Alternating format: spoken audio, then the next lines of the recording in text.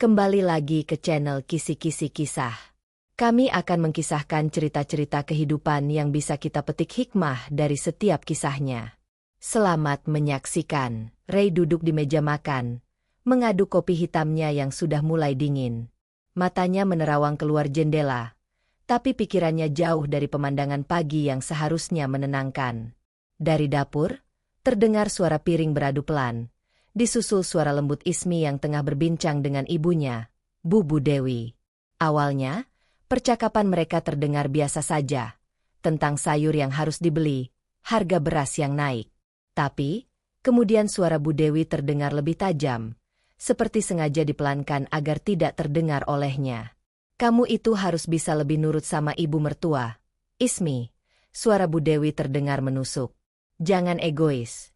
Kamu kan cuma menantu di rumah ini. Ray menghentikan gerakan sendoknya. Napasnya tertahan sejenak. Tapi, Bu. Suara Ismi terdengar ragu. Nyaris berbisik.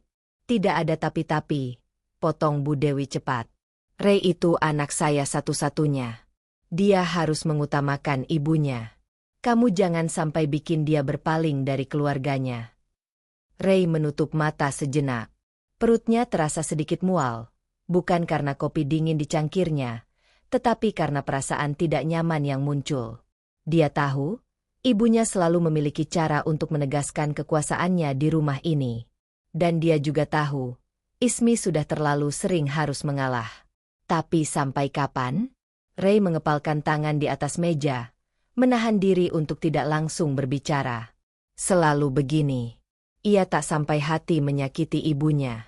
Ia hanya ingin pagi ini berjalan damai. Tapi sepertinya, itu hanya harapan yang sia-sia. Ismi keluar dari dapur dengan langkah pelan, membawa sepiring nasi dan lauk sederhana.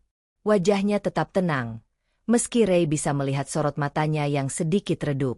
Ia meletakkan piring di hadapan Ray, lalu duduk di sampingnya. Tak ada senyum, tak ada tegur sapa seperti biasanya. Ray menatapnya sejenak, lalu meraih tangannya yang dingin. Maaf, ucapnya lirih. Ismi menggeleng kecil. Itu yang selalu kamu ucapkan. Tidak pernah kamu bela aku di depan ibu. Suaranya nyaris berbisik dingin. Ray menghela napas dalam. Ini bukan pertama kalinya ibunya berbicara seperti itu. Sejak mereka menikah dan tinggal bersama di rumah ini, Ismi sering menjadi sasaran ucapan yang menyakitkan. Awalnya, Ray mengira itu hanya butuh waktu, bahwa ibunya akan menerima Ismi seperti anak sendiri. Tapi waktu terus berlalu, dan sikap Bu Dewi tetap sama, seolah Ismi adalah orang luar yang harus menyesuaikan diri, harus tunduk, harus menurut tanpa mempertanyakan apapun. Aku nggak mau kamu terus begini, kata Ray pelan. Ismi tersenyum kecil, tapi matanya tetap tidak menunjukkan cahaya seperti dulu. Aku ini menantu, Ray. Akan selalu jadi orang luar di rumah mertua. Ray mengepalkan tangan. Kata-kata Ismi terasa seperti kenyataan pahit yang tidak bisa ia sangkal. Suara sendok beradu dengan piring terdengar dari dapur. Tak lama, Bu Dewi keluar, membawa cangkir teh. Ia melirik mereka berdua sekilas, lalu duduk di kursi seberang. Kamu jadi pulang telat lagi hari ini, Ray? Tanyanya. Suaranya terdengar biasa, seolah percakapan di dapur tadi tidak pernah terjadi. Ray menoleh. Kayaknya enggak, Bu. Syutingnya enggak sampai malam. Bu Dewi mengangguk pelan, lalu matanya beralih ke Ismi. Beresin kamar Ray nanti sore. Jangan cuma sibuk di dapur, katanya santai, tapi nadanya seperti perintah. Ismi menunduk. Iya, Bu. Ray mengepalkan tangan di bawah meja. Sudah cukup. Tapi ia tetap diam. Untuk saat ini. Ray menatap layar laptopnya tanpa benar-benar membaca skrip yang tertera di sana. Hatinya gelisah. Pikirannya tak bisa lepas dari wajah Ismi tadi pagi. Perempuan itu selalu tersenyum, selalu berkata baik-baik saja. Tapi Ray tahu, di balik sikap tenangnya, ada luka yang semakin dalam. Ketukan pelan di pintu ruang kerjanya membuat Ray tersadar. Ia menoleh dan melihat Ismi berdiri di ambang pintu, membawa secangkir kopi. Aku nggak mau ganggu, katanya pelan. Ray tersenyum tipis. Kamu nggak pernah ganggu, Ismi. Ismi melangkah masuk, meletakkan cangkir di meja, lalu duduk di sofa kecil di sudut ruangan. Ia menyandarkan kepalanya, menatap langit-langit dengan tatapan kosong. Ray menutup laptopnya. Ada apa? Ismi menghela napas, lalu menoleh ke arah Ray. Aku capek. Ray terdiam. Aku nggak mau terus-terusan begini. Ray, aku ngerti. Ini rumah ibumu. Aku ngerti. Aku harus hormat. Tapi aku juga manusia. Suaranya bergetar. Aku nggak minta dia menyayangiku seperti anak sendiri. Aku cuma pengen dihargai. Dianggap ada. Ray merasakan sesuatu mencengkeram dadanya. Kalau aku minta kita pindah. Ismi menggantungkan kalimatnya. Ray mengusap wajahnya. Ia tahu Ismi pasti akan sampai ke titik ini.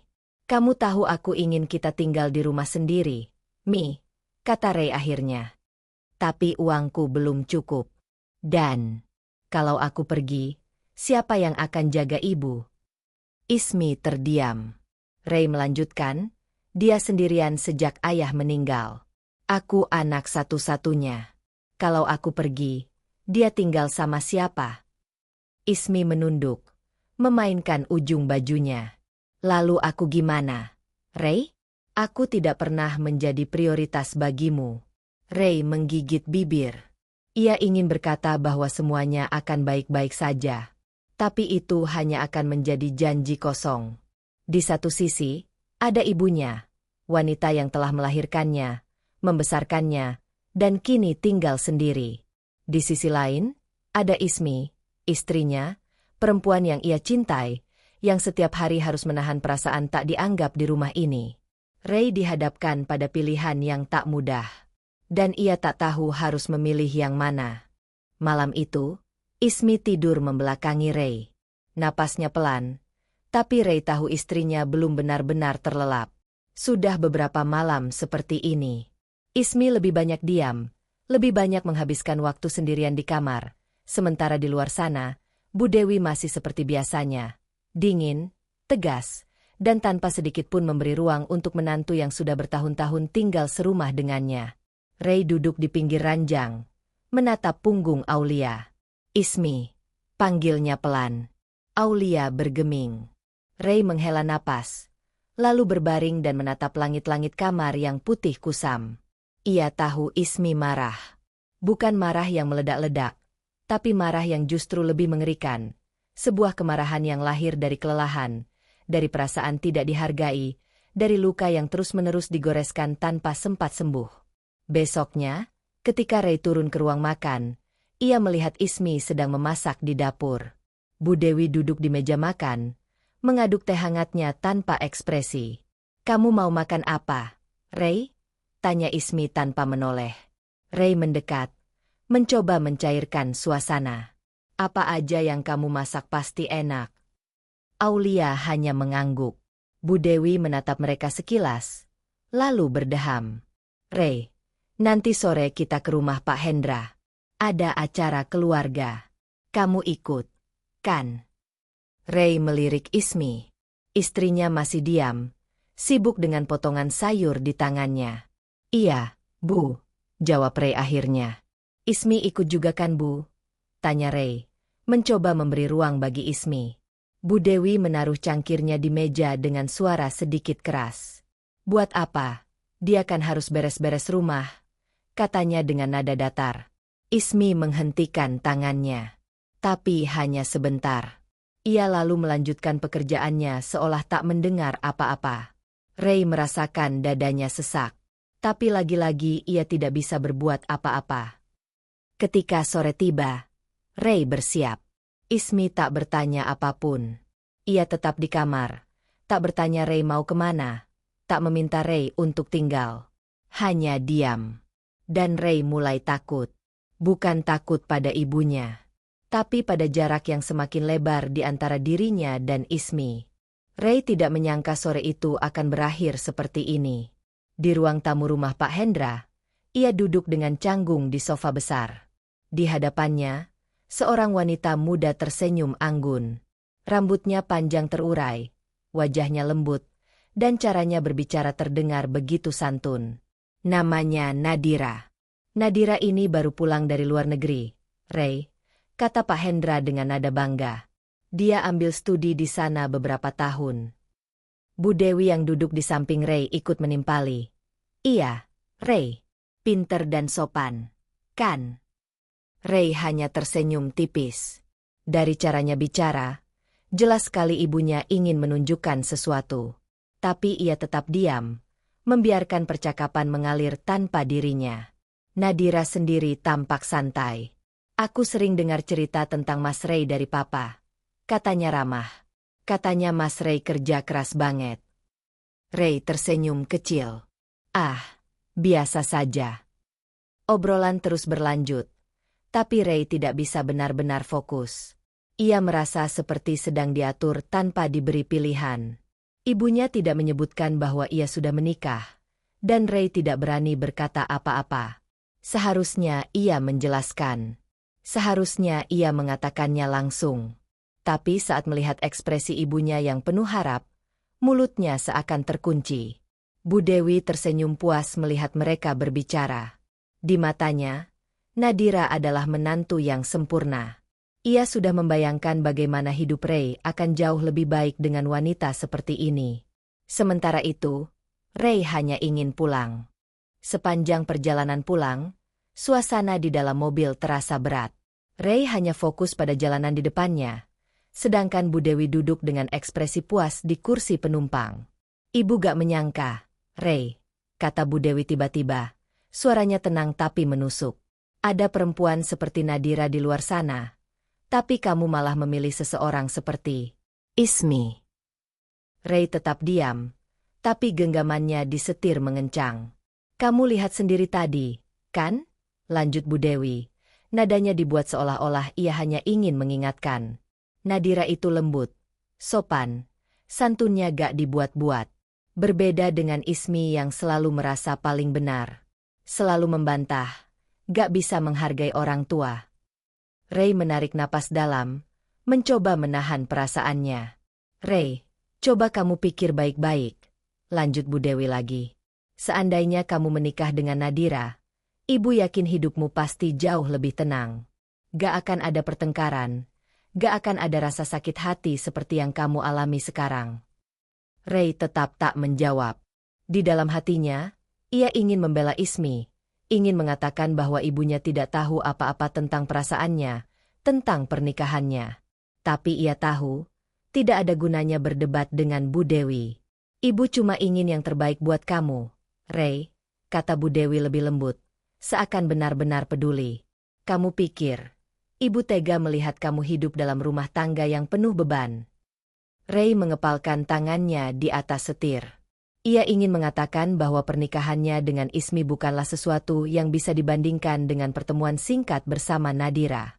Bahwa tidak ada orang yang sempurna. Bahwa cinta bukan tentang mencari yang paling mudah, tapi tentang bertahan dan berjuang bersama. Tapi yang keluar dari mulutnya hanya, ibu mau mampir beli sesuatu dulu. Bu Dewi menghela napas dan tersenyum tipis. Gak usah, kita langsung pulang saja. Ibu capek. Ray mengangguk, meskipun pikirannya masih berputar-putar dalam kebisuan. Mobil terus melaju, membawa rahasia dan luka yang semakin dalam. Setibanya di rumah, Ray langsung menuju kamar tanpa banyak bicara. Kepalanya penuh dengan ucapan ibunya sepanjang perjalanan.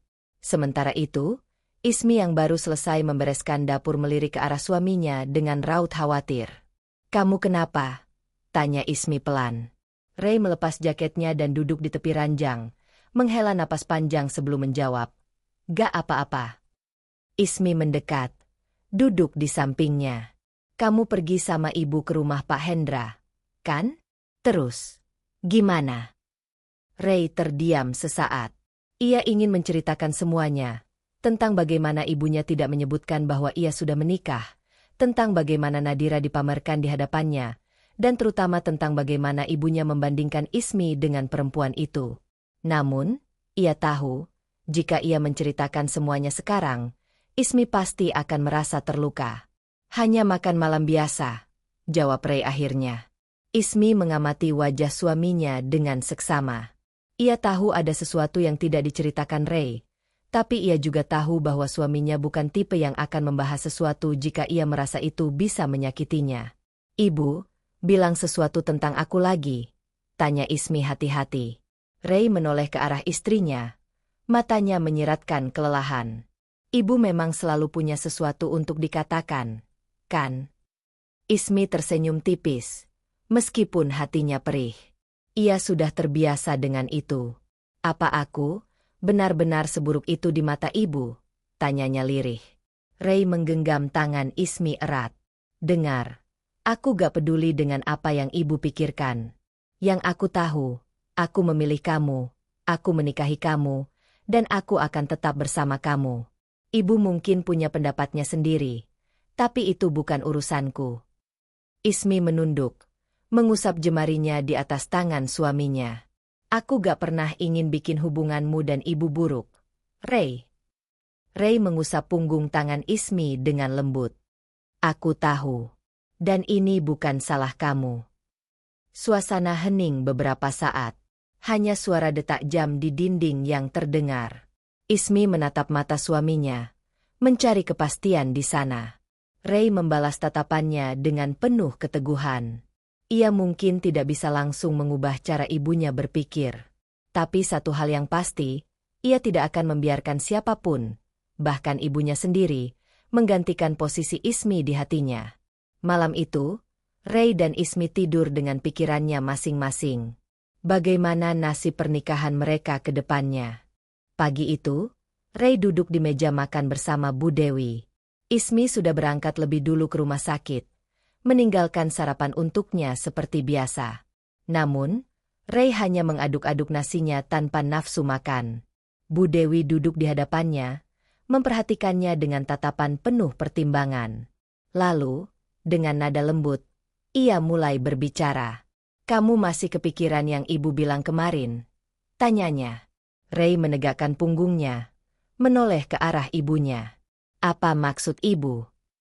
Bu Dewi tersenyum tipis, menyandarkan tubuhnya ke kursi. Soal hidup kamu, Ray. Soal masa depan kamu. Ray mendesah. Sudah bisa menebak kemana arah pembicaraan ini. Kamu tahu kan, Pak Hendra itu orang yang luar biasa sukses? Bisnisnya berkembang di mana-mana. Dan kamu juga tahu dia punya pengaruh besar di dunia usaha, lanjut Bu Dewi. Ray mengangguk tanpa ekspresi. Nah, kalau kamu menjadi bagian dari keluarganya, bayangkan saja, Ray. Kamu gak perlu repot-repot cari investor. Gak perlu berjuang sendirian buat produksi film. Pak Hendra pasti dengan senang hati membantu kamu. Langkahmu untuk menjadi sutradara semakin cepat. Coba kamu pikir. Peluang ini gak datang 2 kali. Ray mengangkat wajahnya, menatap ibunya dengan pandangan tajam. Maksud ibu, kalau aku menikah dengan anaknya Pak Hendra? Bu Dewi tersenyum penuh arti. Ibu cuma ingin yang terbaik buat kamu. Kamu tahu sendiri, usaha kamu di dunia film gak mudah. Kamu masih tertatih-tatih. Ray, sampai kapan kamu mau terus begini? Ray menghela napas panjang, merasa dadanya mulai sesak. Bu, aku sudah menikah. Wajah Bu Dewi sedikit berubah, tapi senyumannya tetap bertahan. Ray, apa yang kamu dapat dari pernikahan ini? Istri yang hanya bisa bertahan tanpa memberi dampak apapun buat hidup kamu? Ismi itu gak bisa bantu kamu maju. Ray mengepalkan tangannya di atas meja. Bu, jangan ngomong seperti itu. Ismi sudah banyak berkorban buat aku. Dia yang rela mengeluarkan uang untuk proyek-proyek film pertamaku. Bu Dewi tersenyum tipis, seolah memahami sesuatu yang lebih dalam dari apa yang diucapkan anaknya. Justru karena itu, kamu harus berpikir lebih jauh. Perempuan seperti Ismi mungkin baik mengurusmu, tapi dia bukan pasangan yang bisa membawa kamu cepat ke tempat yang lebih tinggi. Ray terdiam, hatinya bergejolak. Ibu gak minta kamu langsung mengambil keputusan, lanjut Bu Dewi. Tapi renungkan baik-baik. Ray, masa depan kamu ada di tangan kamu sendiri. Apakah kamu mau terus bertahan dalam kesulitan, atau kamu mau melangkah ke kehidupan yang lebih baik? Ray menggigit bibirnya. Kepalanya terasa penuh. Ia ingin membantah, tapi kata-kata ibunya terus menggema di benaknya. Ibu cuma mau lihat kamu sukses, Ray, ujar Bu Dewi pelan, penuh keyakinan. Ray menatap ibunya dalam-dalam. Entah kenapa jika dengan ibunya ia tidak bisa melawan. Kini ia tidak bisa menemukan jawaban yang jelas dalam pikirannya. Ismi duduk di ruang tunggu rumah sakit, menggenggam hasil pemeriksaannya dengan perasaan campur aduk. Hari ini dokter memastikan bahwa kehamilannya dalam kondisi baik. Jantung kecil di dalam rahimnya berdetak dengan kuat, seolah ingin meyakinkannya bahwa segalanya akan baik-baik saja. Namun, ada kekosongan yang ia rasakan. Ia menoleh ke samping, ke bangku kosong di sebelahnya. Seharusnya Ray duduk di sana, menggenggam tangannya, berbagi kebahagiaan dengannya. Tapi nyatanya, Ray bahkan tidak bisa menemaninya kali ini. Maaf, aku gak bisa datang. Lagi di lokasi syuting. Nanti kasih tahu aku hasilnya. Ya. Pesan itu masih tersimpan di layar ponselnya. Ismi menarik napas dalam, berusaha memahami. Ia tahu betapa keras Ray bekerja demi mimpinya, demi kehidupan mereka. Tapi ada perasaan sepi yang tak bisa ia tepis. Saat itulah ponselnya bergetar.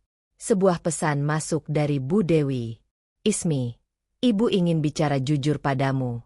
Tolong jangan keras kepala. Ray berhak mendapatkan masa depan yang lebih baik. Kalau kamu benar-benar mencintainya, kamu harus tahu apa yang terbaik untuknya. Lebih baik kalian berpisah sebelum semuanya terlambat. Dada Ismi mendadak sesak. Matanya membelalak, membaca ulang pesan itu berkali-kali, seolah berharap ia hanya salah lihat. Tangannya gemetar saat menggenggam ponsel. Ini bukan pertama kalinya Bu Dewi menginginkan perpisahan mereka. Tapi kali ini rasanya lebih menusuk. Di saat ia baru saja memastikan kehidupan baru dalam rahimnya, di saat ia begitu ingin berbagi kabar ini dengan Ray, ia malah menerima pesan yang meremukkan hatinya. Ismi menggigit bibirnya, menahan air mata yang nyaris jatuh. Ia tidak ingin menangis di tempat umum, tapi hatinya terasa begitu sakit. Pelan-pelan, ia meremas hasil pemeriksaannya, menggenggamnya erat di dada. Seolah ingin melindungi bayi kecilnya dari kenyataan pahit yang baru saja ia terima. Ia menatap layar ponselnya, jemarinya bergerak ragu-ragu di atas tombol. Haruskah ia membalas? Haruskah ia melawan? Atau haruskah ia mulai mempertimbangkan kata-kata Bu Dewi? Di luar jendela rumah sakit, langit mendung perlahan menggantung, seakan mencerminkan perasaannya yang kini penuh dengan awan kelabu. Sejak menerima pesan dari Bu Dewi, Ismi tidak bisa berpikir jernih. Ia pulang ke rumah dengan perasaan berkecamuk, tapi ia tahu, ia tidak bisa membiarkan Ray melihat kegelisahannya. Saat ia tiba di rumah, langit sudah mulai gelap. Rumah terasa begitu sepi, hanya terdengar suara detik jam yang berdetak pelan. Ismi menaruh tasnya di meja, lalu duduk di sofa dengan napas berat. Pikirannya kembali pada Bu Dewi. Kata-kata wanita itu masih terngiang di kepalanya. Ray berhak mendapatkan masa depan yang lebih baik. Ismi mengusap perutnya yang masih datar, meski di dalamnya telah tumbuh kehidupan baru. Jika Ray tahu tentang kehamilan ini, apakah itu akan mengubah sesuatu? Ataukah justru akan memperburuk keadaan? Ia menggelengkan kepala. Tidak, ia tidak boleh berpikir seperti itu. Bayi ini adalah anugerah, bukan beban. Pintu rumah terbuka. Ray masuk dengan wajah lelah. Jaketnya tergantung di satu bahu. Maaf, aku pulang telat lagi. Tadi ada pengambilan ulang beberapa skene. Ismi berusaha tersenyum, meskipun hatinya terasa berat. Gak apa-apa.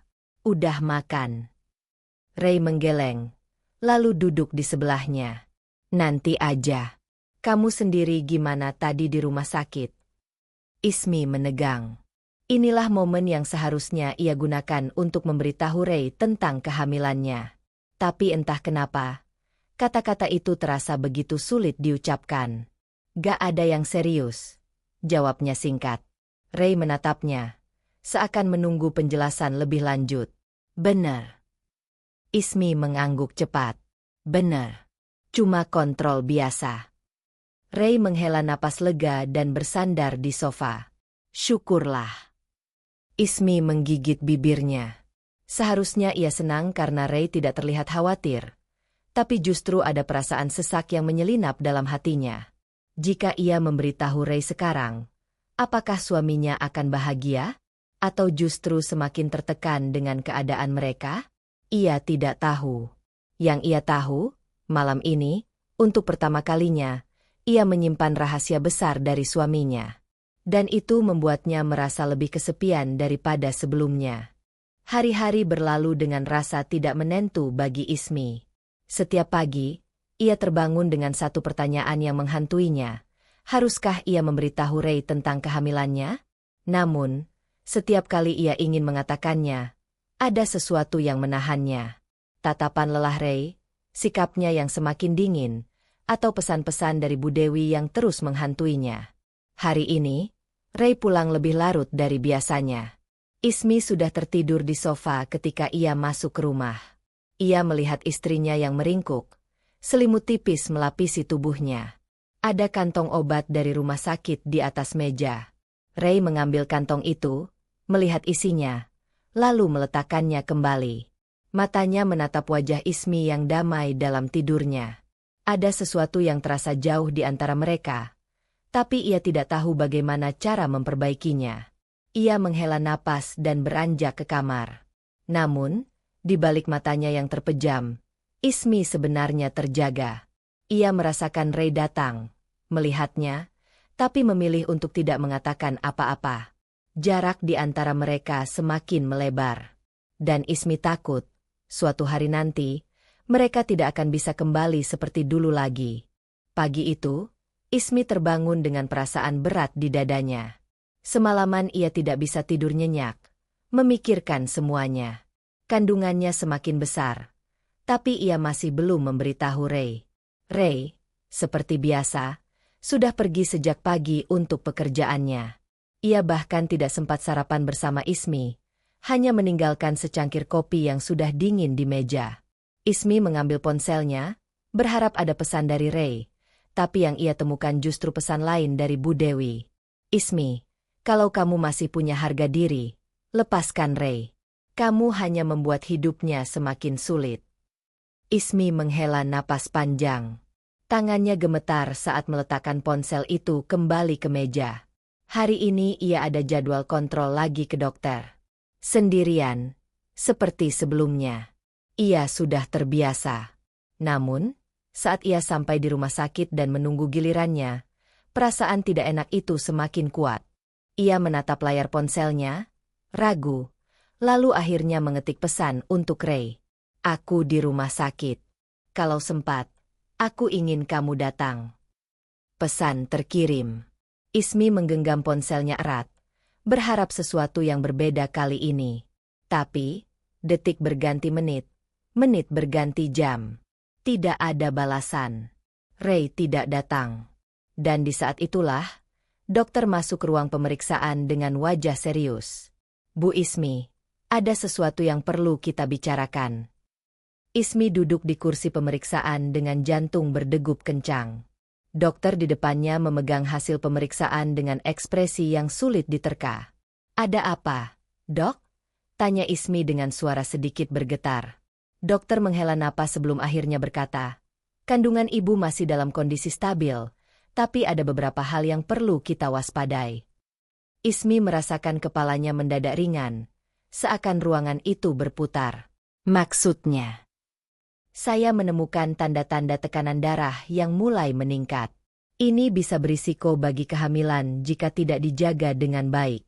Stres berlebihan juga bisa mempengaruhi perkembangan janin. Jelas dokter dengan hati-hati. Ismi menggigit bibirnya. Ia tahu ia sedang dalam kondisi stres. Tapi mendengar hal itu langsung dari dokter membuat semuanya terasa lebih nyata, lebih mengancam. Jadi, aku harus bagaimana, Dok? Tanyanya dengan suara lemah. Pertama, ibu harus lebih banyak beristirahat. Jangan terlalu banyak pikiran. Jaga asupan makanan, dan sebisa mungkin hindari stres. Ismi tersenyum kecil, lebih kepada dirinya sendiri. Menghindari stres? Bagaimana mungkin? Ketika setiap hari ia harus menghadapi tekanan dari mertuanya sendiri dan ketidakhadiran suaminya? Baik, Dok. Jawabnya singkat. Dokter menatapnya dengan penuh perhatian. Dan satu lagi, Bu Ismi. Saya menyarankan agar suami ibu lebih sering menemani selama kehamilan ini. Dukungan emosional dari pasangan sangat penting. Ismi hanya tersenyum. Ia tahu dokter itu tidak bermaksud buruk. Tapi kalimat itu justru terasa seperti tusukan baginya. Selesai pemeriksaan, Ismi keluar dari ruangan dengan langkah lemas.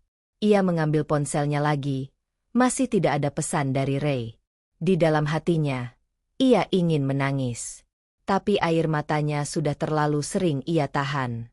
Saat ia berjalan menuju pintu keluar rumah sakit, sebuah pesan masuk. Dari Ray. Maaf, hari ini sibuk. Ada apa? Ismi menatap layar ponselnya lama, sebelum akhirnya mengetik balasan. Tidak ada. Hanya ingin memastikan kamu baik-baik saja. Malam itu, Ismi duduk sendirian di ruang tamu, memandangi layar ponselnya yang tak lagi bergetar. Pesan terakhir dari Ray tak berbalas sejak sore. Ia sudah tahu Ray sibuk, tapi tetap saja, ada rasa hampa yang sulit diabaikan. Tangannya meremas ujung selimut yang ia tarik hingga menutupi kakinya. Pikirannya kacau.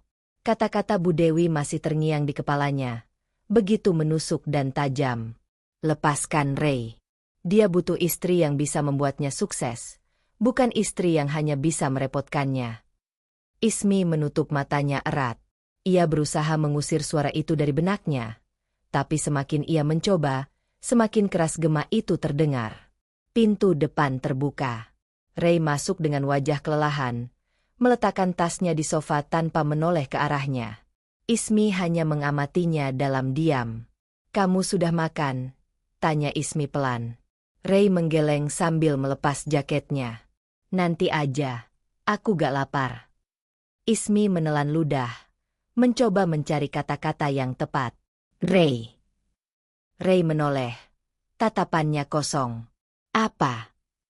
Ismi menarik napas panjang. Aku ke rumah sakit tadi. Dokter bilang aku harus lebih banyak istirahat. Aku. Ray menatapnya sekilas, lalu duduk di sofa dan menyandarkan kepala ke belakang. Kamu gak apa-apa, kan? Ismi tersenyum miris. Kalau aku jawab gak apa-apa, kamu pasti lega, kan? Ray membuka matanya, menatap Ismi dengan sorot lelah. Ismi, aku capek. Bisa gak kita ngobrol besok aja? Hati Ismi mencelos. Ia tahu Ray lelah. Ia tahu Ray sedang tertekan dengan pekerjaannya. Tapi, apakah dirinya sudah tidak ada dalam prioritas Ray? Ia menggigit bibirnya, menahan emosinya agar tak meledak. Ray, apa aku ini benar-benar beban buat kamu? Ray menatapnya lama. Mata Ismi berkaca-kaca, tapi ia berusaha tersenyum. Kalau iya, katakan saja. Aku akan pergi kalau itu yang membuatmu lebih bahagia. Ray mengerutkan kening, tiba-tiba merasa amarahnya tersulut. Kamu ngomong apa sih? Kenapa tiba-tiba ngomong kayak gitu? Ismi tertawa kecil, tapi suaranya terdengar getir. Karena ibumu bilang aku gak pantas buat kamu. Karena aku tahu, kamu juga mulai percaya itu. Ray terdiam. Ia tahu ibunya memang selalu menekan Ismi, tapi mendengar istrinya sendiri mengatakannya, ada sesuatu di dalam dirinya yang terasa salah. Ismi berdiri, menatap suaminya dengan mata yang penuh luka. Aku gak akan pergi sekarang, Ray. Aku masih ingin bertahan. Tapi kalau kamu sendiri gak yakin sama aku, mungkin suatu hari nanti, aku akan pergi. Ray ingin menjawab, ingin mengatakan sesuatu yang bisa menenangkan hati Ismi. Tapi untuk pertama kalinya, ia tidak tahu harus berkata apa. Dan dalam diam itu, keduanya menyadari, sesuatu telah berubah. Sesuatu yang mungkin tak akan pernah bisa kembali seperti dulu. Sudah 3 minggu Ray berada di luar kota untuk syuting. Selama itu pula, Ismi menjalani hari-harinya sendirian di rumah. Ia mencoba menahan diri, berusaha kuat, berusaha meyakinkan dirinya bahwa semua ini akan baik-baik saja. Namun kenyataan berkata lain. Malam itu, rasa nyeri yang begitu hebat menusuk perutnya. Ia berpegangan pada meja dapur, tubuhnya lemas, keringat dingin mengalir di pelipis. Napasnya tersengal. Ia tahu ada yang tidak beres dengan kandungannya. Saat darah mulai mengalir di kakinya, kepanikannya memuncak. Dengan sisa tenaga, ia meraih ponsel dan menghubungi taksi online. Tidak ada siapapun di rumah untuk menemaninya. Tidak ada Ray. Tidak ada Bu Dewi. Tidak ada siapapun. Di rumah sakit, dokter menggeleng pelan setelah pemeriksaan. Kami sudah berusaha. Tapi kata-kata berikutnya terasa seperti dengungan di telinga Ismi. Ia tidak mampu menangkapnya dengan jelas. Hanya satu yang ia mengerti, bayinya telah pergi. Tangannya mencengkeram selimut rumah sakit. Ia menatap langit-langit dengan pandangan kosong. Air mata mengalir tanpa suara. Malam semakin larut. Tidak ada telepon dari Ray. Tidak ada pesan menanyakan keadaannya. Namun, ponselnya bergetar. Sebuah pesan masuk dari Bu Dewi. Ismi, surat perceraian sudah ada. Tinggal kamu tanda tangan. Lebih cepat lebih baik. Jangan memperpanjang sesuatu yang sudah jelas akhirnya.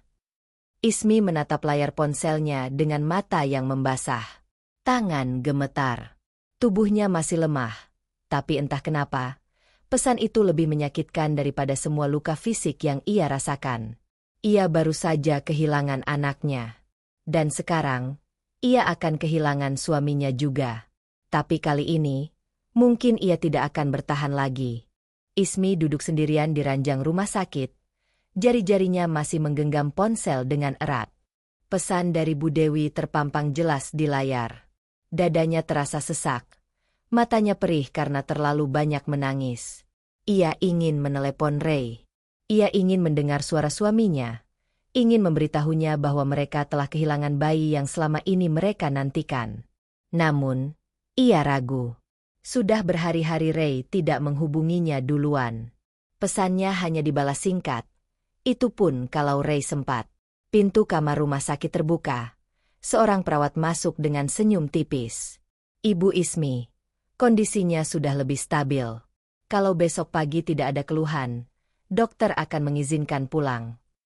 Ismi mengangguk pelan. Pulang ke rumah? Rumah yang kosong? Tidak ada siapapun yang menunggunya di sana. Malam semakin larut, dan Ismi akhirnya memberanikan diri menghubungi Ray. Namun panggilannya hanya berdering panjang. Tak diangkat. Sekali lagi ia mencoba. Tetap tak ada jawaban.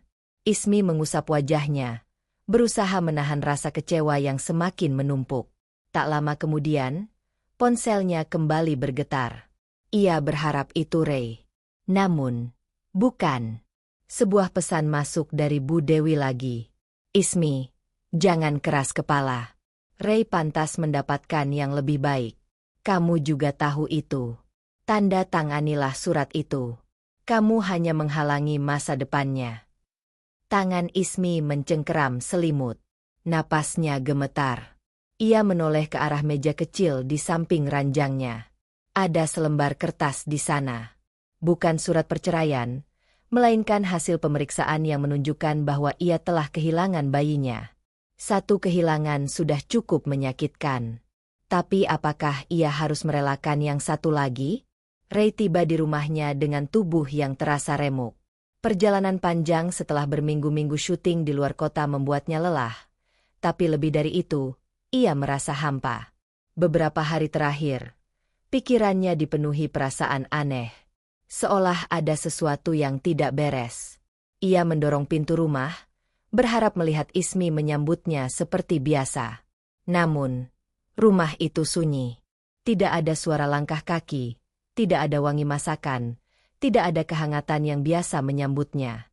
Ray melangkah masuk ke kamar. Napasnya tercekat saat matanya menangkap sesuatu di atas meja. Sebuah amplop. Tangan Ray sedikit gemetar saat ia meraihnya. Perlahan, ia menarik isinya. Surat perceraian. Jantungnya berdegup kencang. Matanya beralih ke secari kertas lain di sampingnya. Sebuah surat, tulisan tangan Ismi yang begitu ia kenali. Ray, aku lelah. Aku sudah bertahan sejauh ini, tapi aku sadar, aku hanya menjadi penghalang untukmu. Aku kehilangan sesuatu yang sangat berharga dalam hidupku, dan kau bahkan tidak ada di sisiku. Aku tahu ini bukan salahmu, tapi aku juga tahu bahwa aku tidak bisa lagi berada di tempat yang tidak menginginkanku. Aku tidak pergi jauh. Aku hanya pergi ke tempat yang seharusnya memang aku tinggali dari dulu. Semoga hidupmu lebih baik tanpa aku. Ray menatap surat itu tanpa berkedip. Tangannya mengepal. Ismi. Bisiknya nyaris tanpa suara. Ia segera meraih ponselnya, mencoba menelepon Ismi. Tapi tidak ada jawaban. Ia mengirim pesan, tapi hanya centang satu. Ismi benar-benar menghilang. Langkah kaki terdengar dari arah luar kamar. Bu Dewi muncul di ambang pintu, ekspresinya tenang, bahkan ada seulas senyum tipis di bibirnya. Bagus, akhirnya perempuan itu sadar diri, kata Bu Dewi dengan nada puas. Sekarang kamu bisa memulai hidup baru.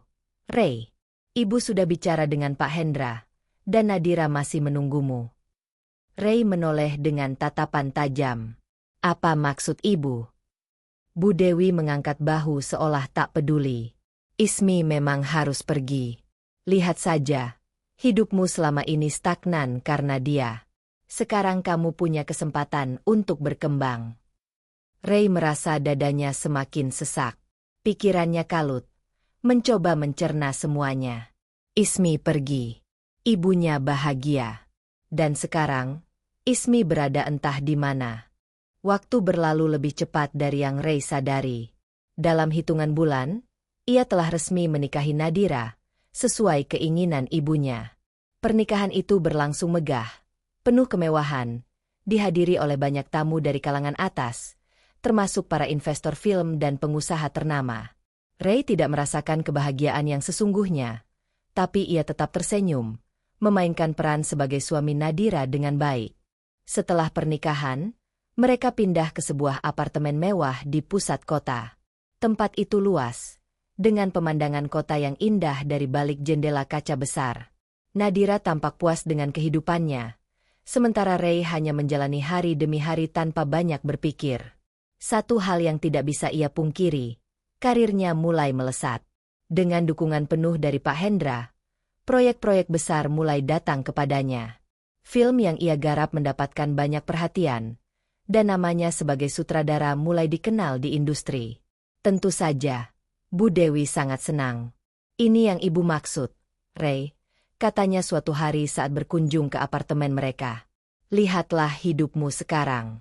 Sukses, punya istri dari keluarga terhormat, dan tidak perlu lagi berkutat dalam keterbatasan.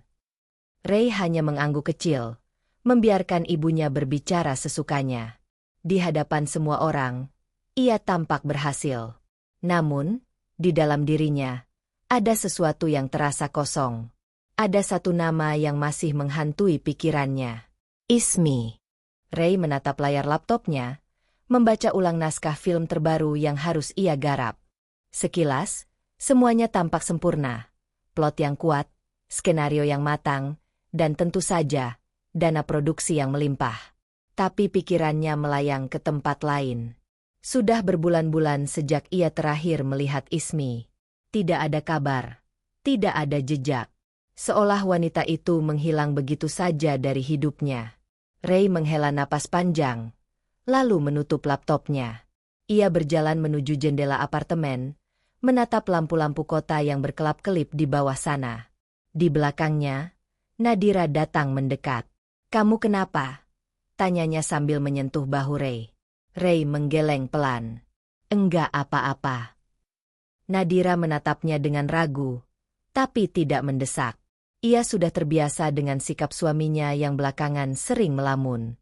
Kita ada dinner meeting besok malam sama papa dan beberapa investor, ujar Nadira kemudian. Jangan lupa. Ya. Ray hanya mengangguk, meski pikirannya tidak benar-benar ada di sana.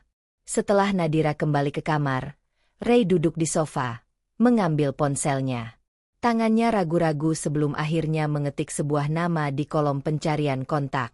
Ismi. Nomornya masih tersimpan di sana. Tapi Ray tidak tahu apakah nomor itu masih aktif, atau apakah Ismi akan menjawab jika ia menelepon. Setelah beberapa detik menimbang, akhirnya ia menekan tombol panggil. Nada sambung berbunyi. 1 detik, 2 detik, 3 detik. Lalu, suara operator terdengar di telinganya. Nomor yang Anda hubungi tidak dapat dihubungi. Ray menutup teleponnya, menatap kosong ke depan. Sepertinya Ismi benar-benar menghilang dari hidupnya. Namun, benarkah begitu? Lampu-lampu sorot menyala terang di sepanjang karpet merah. Para tamu undangan, aktor, aktris, dan insan perfilman lainnya berdiri dengan anggun, berbincang sambil menikmati suasana gala premier. Malam itu adalah puncak perayaan bagi film terbaru Ray, proyek terbesar yang ia garap sejak menikah dengan Nadira.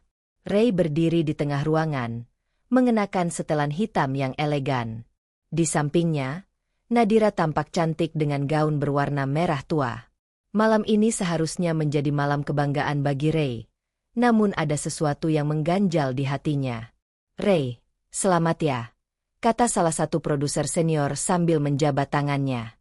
Film ini luar biasa.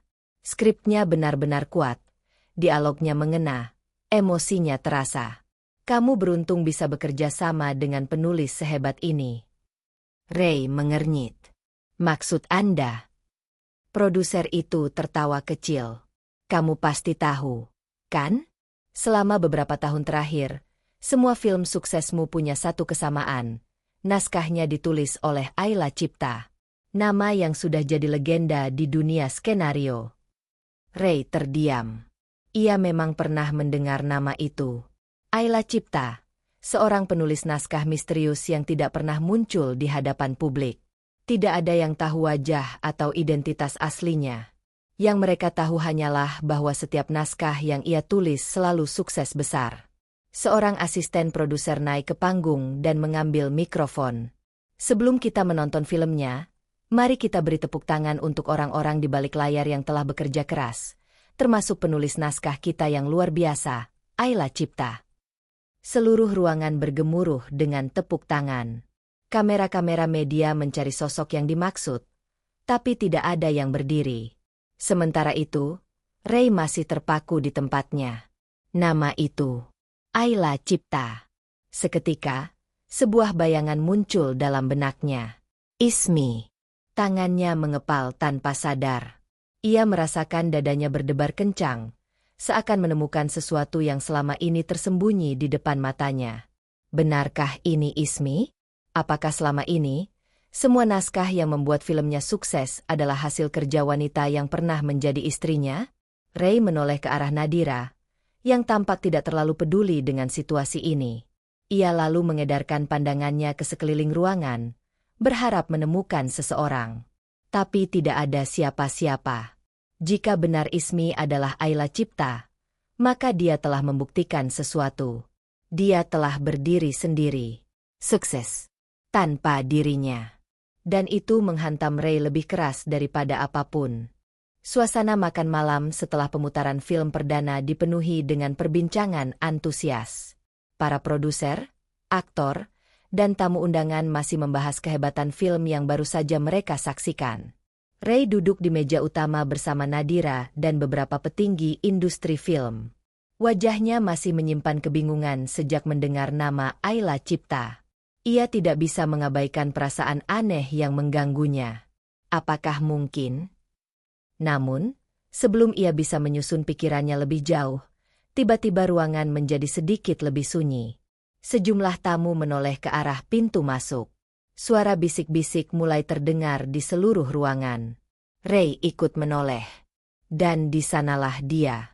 Seorang wanita berdiri anggun dengan gaun hitam elegan yang membalut tubuhnya sempurna. Rambutnya tertata rapi. Wajahnya bersinar dengan riasan lembut yang menonjolkan kecantikannya yang alami. Tidak ada lagi bayangan wanita yang dulu ia tinggalkan. Ismi. Ray membeku. Ia tidak percaya dengan apa yang ia lihat. Ismi melangkah masuk dengan penuh percaya diri. Setiap langkahnya memancarkan kekuatan yang tak pernah ia tunjukkan sebelumnya. Para tamu undangan yang sebelumnya hanya mengenal nama Ayla Cipta kini menatapnya dengan kagum. Seorang pembawa acara spontan mengangkat mikrofon. Hadirin sekalian, kita kedatangan tamu spesial malam ini. Izinkan saya memperkenalkan kepada kalian, penulis di balik kesuksesan film ini dan banyak film lainnya, Ayla Cipta. Ruangan langsung dipenuhi dengan tepuk tangan meriah. Ismi tersenyum, lalu dengan tenang melangkah ke tengah ruangan. Ia mengambil mikrofon yang diberikan kepadanya. Matanya bertemu dengan mata Ray sejenak sebelum ia menoleh ke arah hadirin lainnya.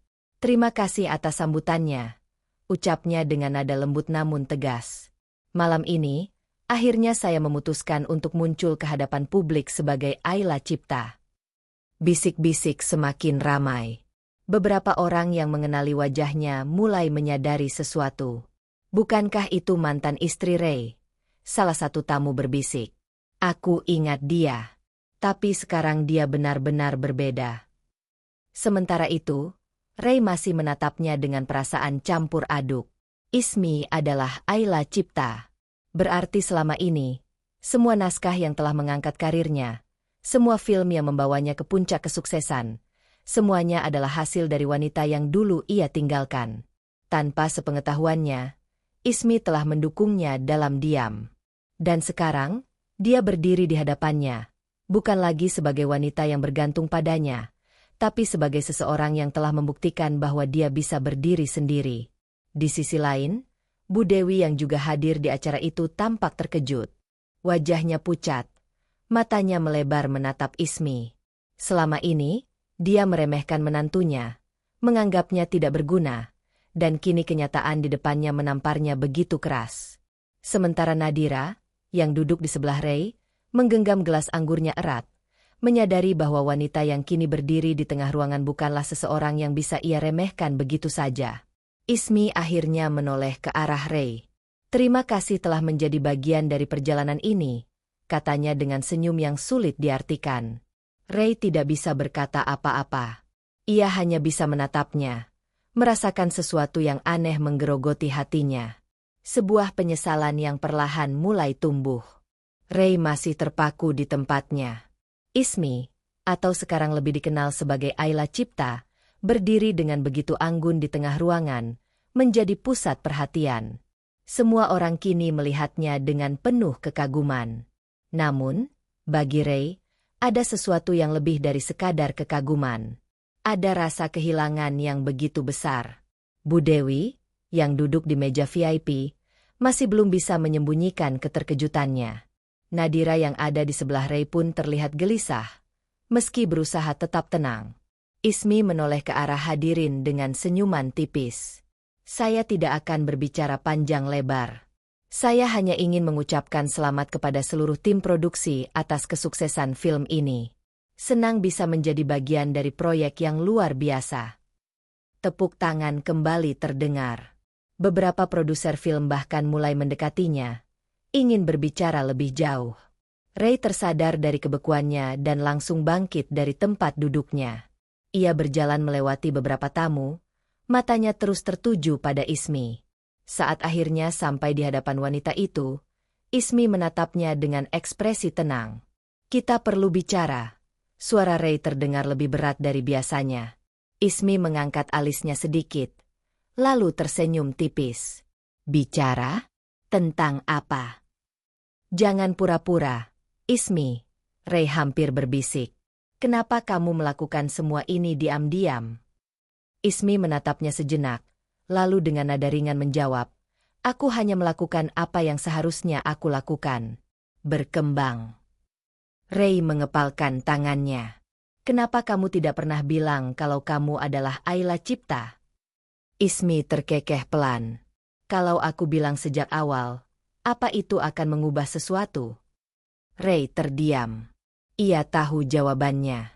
Tidak. Karena saat itu, ia memilih untuk percaya pada ibunya. Memilih untuk melepaskan Ismi demi sesuatu yang ia pikir akan membawanya pada kesuksesan. Nadira yang sejak tadi memperhatikan mereka akhirnya ikut mendekat. Ray, kamu bisa bicara dengannya nanti. Sekarang kita masih di acara penting, katanya dengan nada sedikit menekan. Ismi menoleh ke arah Nadira dan tersenyum sopan. Tentu, aku tidak ingin mengganggu. Namun, sebelum ia beranjak pergi, ia berkata pelan kepada Ray. Aku tidak pernah meninggalkan dunia kita, Ray. Aku hanya memilih jalan yang berbeda. Setelah itu, Ismi berjalan pergi, meninggalkan Ray yang masih berdiri di tempatnya dengan berbagai perasaan berkecamuk. Bu Dewi yang melihat kejadian itu merasa tidak nyaman. Ia tidak menyangka bahwa menantu yang dulu ia hina kini berdiri sejajar, bahkan mungkin lebih tinggi dari anaknya sendiri. Di sisi lain, Nadira mulai merasa ada sesuatu yang berubah dalam sikap Ray. Sejak melihat Ismi, suaminya terlihat gelisah, seolah kembali ke masa lalu yang seharusnya sudah ia tinggalkan. Namun, apakah Ray benar-benar bisa melupakan Ismi? Atau pertemuan ini justru akan mengubah segalanya? Bu Dewi mengepalkan tangannya di bawah meja. Wajahnya menegang. Matanya menatap kepergian Ismi dengan penuh amarah. Ia merasa dipermainkan. Bagaimana bisa perempuan yang dulu ia hina habis-habisan, yang ia anggap tidak berguna, kini berdiri lebih tinggi daripada anaknya? Ray, desisnya sambil menatap tajam ke arah putranya. Kamu tahu soal ini? Ray masih terdiam. Ia masih berusaha mencerna semuanya. Aku bertanya, Ray, kamu tahu kalau perempuan itu ternyata sukses? Ray menggeleng perlahan. Aku juga baru tahu sekarang. Bu Dewi mendengus kesal. Jadi selama ini dia sengaja menyembunyikan semuanya? Licik. Pantas saja dia diam saja saat aku mengusirnya. Pantas saja dia tidak melawan. Nadira yang duduk di sebelah Ray mencoba menenangkan mertuanya. Bu, kenapa kita harus peduli? Yang penting sekarang Ray sudah bersama saya. Kita sudah punya semuanya. Bukankah itu yang ibu inginkan? Tapi Bu Dewi justru semakin berang. Itu bukan masalahnya. Nadira, masalahnya, dia menipu kita. Dia bukan hanya sukses, tapi dia juga berasal dari keluarga kaya raya. Aku sudah menyelidiki. Apartemen yang dia tinggali sekarang bukan apartemen biasa. Itu peninggalan orang tuanya yang dulunya pengusaha sukses. Ray tersentak. Apa? Iya. Bu Dewi mencibir. Kamu pikir dia selama ini tinggal di mana? Aku sudah cari tahu. Keluarganya punya bisnis besar. Tapi dia memilih untuk hidup sederhana. Dan kita tidak pernah tahu itu. Ray merasa dadanya semakin sesak. Kenapa Ismi tidak pernah memberitahunya? Kenapa dia lebih memilih pergi diam-diam dan menyembunyikan segalanya? Sementara itu, Nadira mulai merasa tidak nyaman. Jadi, maksud ibu, Ismi lebih kaya dari keluarga kita? Jelas. Bu Dewi mengetukkan jarinya ke meja. Dan dia menertawakan kita sekarang. Ray menundukkan kepala. Ia merasa semakin kehilangan kendali atas hidupnya sendiri. Dulu, ia berpikir bahwa meninggalkan Ismi adalah keputusan terbaik.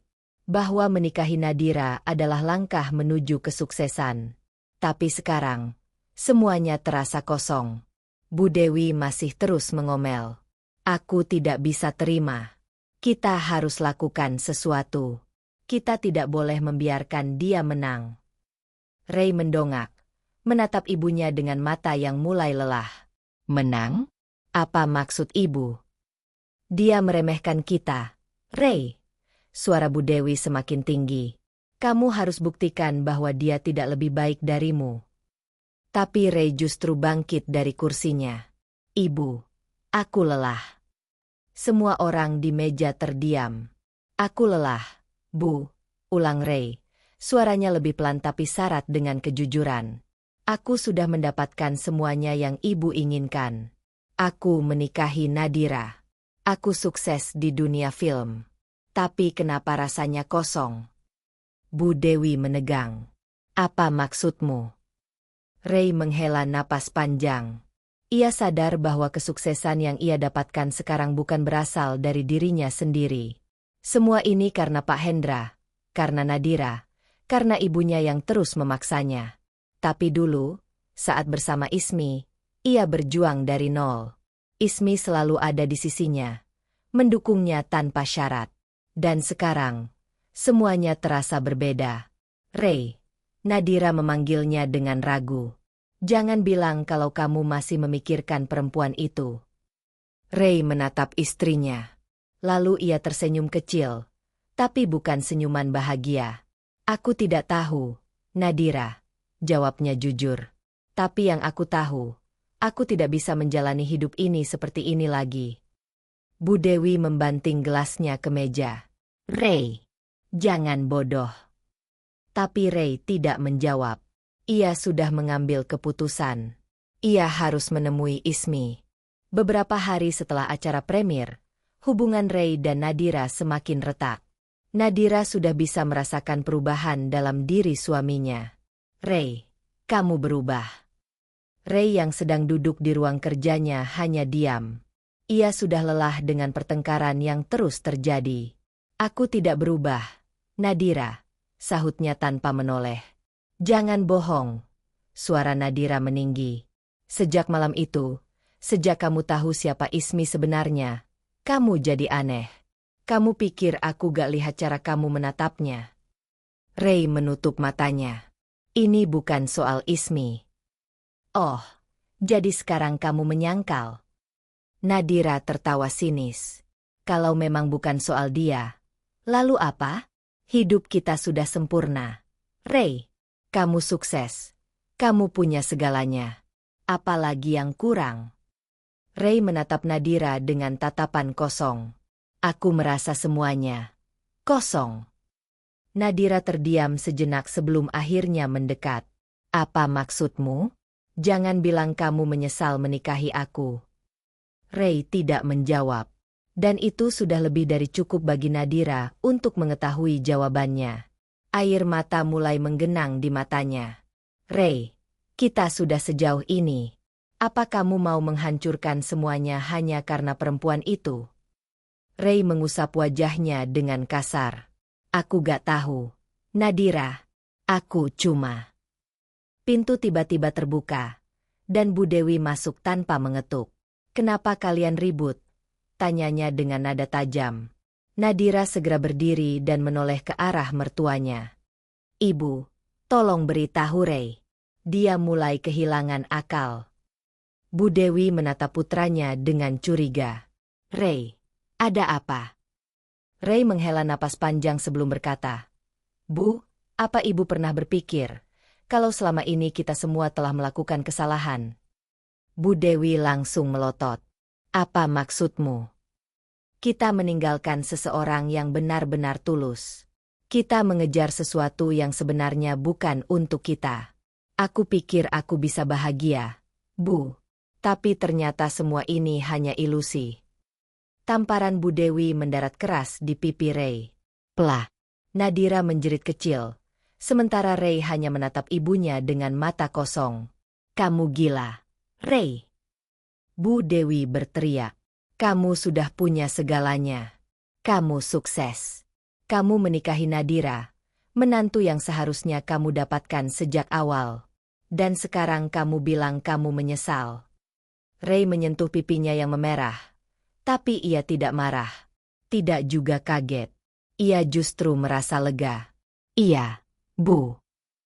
Jawaban itu membuat Nadira semakin histeris.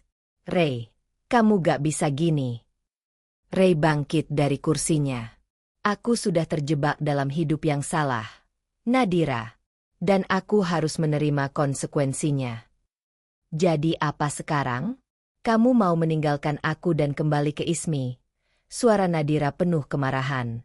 Ray menggeleng. Tidak. Aku tidak bisa kembali ke Ismi. Dia sudah terlalu jauh dari aku. Dia sudah hidup lebih baik tanpa aku.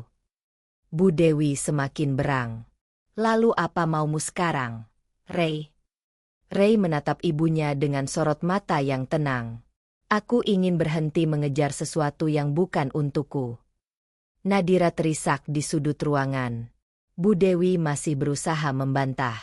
Tapi Ray tahu, semuanya sudah terlambat. Ismi sudah pergi. Dan ia tidak akan pernah kembali. Ismi berdiri di balkon apartemennya, menikmati angin malam yang sejuk. Dari ketinggian lantai 20, ia bisa melihat gemerlap kota yang tak pernah tidur. Lampu-lampu jalan, deretan mobil yang berlalu lalang, serta kehidupan yang terus berjalan tanpa henti. Ia menyesap anggur putih dari gelasnya, menikmati setiap tetesnya dengan perasaan yang ringan. Dulu, ia tak pernah membayangkan dirinya akan sampai di titik ini. Dulu, ia adalah wanita yang terus berusaha diterima oleh mertua yang tidak pernah menganggapnya cukup. Dulu, ia adalah istri yang selalu menunggu suaminya untuk membelanya, untuk melindunginya dari cengkeraman ibunya. Tapi itu tak pernah terjadi. Kini, ia adalah dirinya sendiri. Seorang wanita mandiri yang sukses. Seorang penulis skenario terkenal yang namanya diperhitungkan di dunia perfilman. Tanpa Ray. Tanpa Bu Dewi. Tanpa siapapun yang bisa mengontrol hidupnya. Ponselnya bergetar di meja, menampilkan nama asisten pribadinya. Ismi tersenyum kecil sebelum mengangkatnya. Iya, Rina. Mbak Ismi, saya baru dapat tawaran kerjasama dari salah satu rumah produksi di Eropa. Mereka ingin mengadaptasi naskah terbaru Mbak jadi film internasional. Ismi tertawa kecil. Bagus. Kirim semua detailnya ke emailku. Ya. Baik, Mbak. Oh iya, satu lagi. Ada undangan makan malam dari salah satu investor besar. Sepertinya dia tertarik kerjasama, atau mungkin lebih dari itu. Ismi mengangkat alis. Oh, maksudnya. Asistennya tertawa di seberang telepon. Yah, Mbak Ismi kan sekarang wanita sukses dan menarik. Wajar kalau ada yang ingin mengenal lebih jauh. Ismi tersenyum. Aku belum mau memikirkan hal itu, Rina.